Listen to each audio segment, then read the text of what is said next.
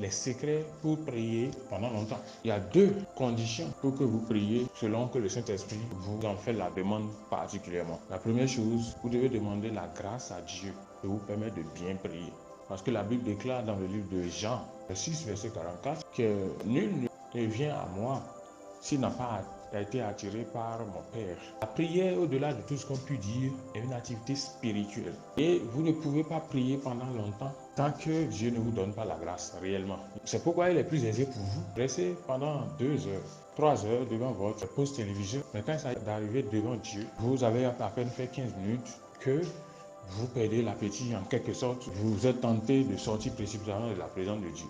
Oui, il faut une grâce pour tenir devant Dieu, le créateur des cieux et de la terre. Mais si tu es en Christ, le but de Dieu, c'est que tu puisses avoir accès à lui avec audace. Donc, il ne te refusera pas sa présence.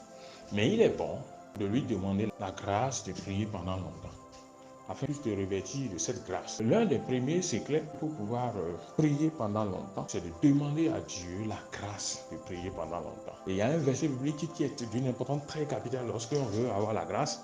C'est Romains 8, verset 11. La Bible déclare que si l'esprit de celui qui a ressuscité Jésus-Christ d'entre les morts vit en nous, l'esprit de celui qui a ressuscité Jésus-Christ d'entre les morts donnera la vie à nos corps mortels. La Bible révèle dans le livre de Matthieu 26, verset 36, vous connaissez l'histoire, quand Jésus-Christ parlait à ses disciples qui ont refusé de prier cette nuit-là et qui ont raté leur destinée. Parce qu'ils auraient pu être soutenus Jésus-Christ et jouer leur rôle aux côtés de Jésus-Christ, mais parce qu'ils n'ont pas prié, ils sont passés à côté de leur destinée. Et ceci n'est pas par la grâce, ces apôtres-là ne pouvaient pas être utilisés par Dieu. Ils ont raté leur destinée. Et le jour où il a le plus besoin de vous, tout le monde a décampé. Il y a même l'un des apôtres qui a pris son épée pour couper l'oreille de quelqu'un. Ils étaient dans la chair.